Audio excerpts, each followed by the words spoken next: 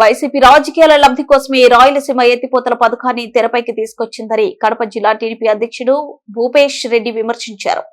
జమ్మలమడుగులోని TDP కార్యాలయంలో ఆయన మాట్లాడుతూ, మీ హయాంలో ముద్దనూరు రోడ్లోనే పెన్నా నదిలో ఉన్న బ్రిడ్జ్ లో 2 పిల్లర్లు కుంగిపోతే వాటిని సరిచూడడానికి 2 ఏళ్లు పట్టింది.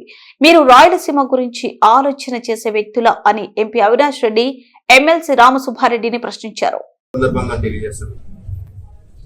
అది డైవర్షన్ చేయాలా, అది జాతికి అంకితం చేస్తున్నారని చెప్పి ఈ రాయలసీమ ప్రాజెక్ట్ దాని మీద ఎత్తిపోతల పథకం మీద ఈ రాజకీయాలు చేయడం జరుగుతుంది.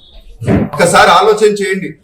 రాయలసీమ ప్రజలు 19లో మొదలు పెట్టేది 24లో వాళ్ళు దిగిపోయే ముందు వరకు ఎంత పర్సెంటేజ్ ఆఫ్ వర్కులు చేసినారు. మేము చేసినాం, పర్మిషన్ రాకపోయినా మేము చేస్తున్నాం ప్రజల కోసం అంటున్నారు. ప్రజలను తప్పుదావు పట్టించే విధంగా ఈ స్టేట్మెంట్ ఉంటాయి. కేవలం 18% వర్కులు చేయడం జరిగింది.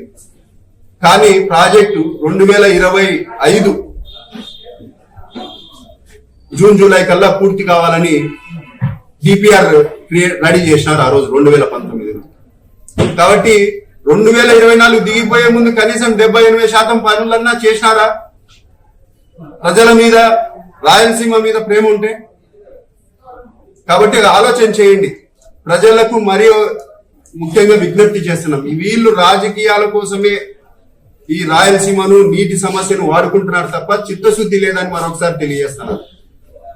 మరి ముఖ్యంగా కడప ఎంపీ గారు మరియు నిన్న మన స్థానిక ఎమ్మెల్సీ రామసుబ్బారెడ్డి గారు డిడిఆర్సి డిస్ట్రిక్ట్ రివ్యూ కమిటీ మన కడప జిల్లాలో సమస్యలు, ప్రోగ్రెస్ ఏంది, హార్టికల్చర్ ఏంది, ఆర్ఎండ్బి ఏంది, పంచాయతీరాజ్ ఏంది, గ్రామీణ ఉపాధి ఏంది, లేకపోతే ఆరోగ్య పరిస్థితి ఏంది, ఇవి డిస్కషన్ చేయనీకి వచ్చి వాళ్ళు ప్రీ ప్లాన్డ్ గానే ముందే బాయ్కాట్ చేయాలని ఒక ఉద్దేశంతో రావాలా, దీని మీద ఒకటి ప్రశ్న చేయాలా ప్రీ ప్లాన్డ్ గా. నేను ఇది ఎందుకు చెప్పదలుచుకున్నానంటే ప్రజలందరూ గమనిస్తానే ఉన్నారు. మీకు చిత్తశుద్ధి ఎంత ఉంది, ఏముంది. ఎందుకు ఈ మాట అంటున్నానంటే దాదాపు 18 నెలలు గవర్నమెంట్ వచ్చి ఎంపీ గారు కానీ, రామసుబ్బారెడ్డి గారు కానీ డిడిఆర్స్ మీటింగ్ కి ఇప్పుడు దాదాపు ఒక 4-5 మీటింగ్లు జరిగింటాయి. సమస్యలు, ప్రజలను ప్రతిపక్షంలో ఉండి ఏ పాత్ర పోషించాలనేది వీళ్ళకి లేదు బాధ్యత. పదవులు వచ్చినాయి, రాజకీయం చేయాలా, ప్రజలను కన్ఫ్యూజ్ చేయాలా, తద్వారా లబ్ధి పొందాలనే ఉద్దేశం తప్ప బాధ్యత లేదని కూడా ఈ సందర్భంగా తెలియజేస్తున్నాను.